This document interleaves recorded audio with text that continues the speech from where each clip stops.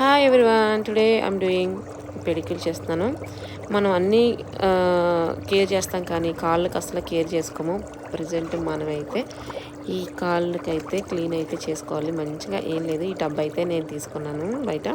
దీన్ని వామ్ వాటర్లో వేసి, ఇది కలర్స్ రిమూవ్ అనమాట. దీన్ని 5 minutes అప్లై చేసి ఈ విధంగా కాళ్ళకున్న అంతా తీసేస్తుంది అనమాట. మీరు సో ఫస్ట్ పిక్చర్లో అయితే నా కాళ్ళు చాలా డ్యామేజ్ అయిపోయి, సో ఇప్పుడు ఈ విధంగా వాటర్లో సోక్ చేసి కలర్స్ రిమూవర్ రాసిన తర్వాత దాన్ని ఇలాగ ఈ విధంగా ఫైల్ అయితే చేశాను.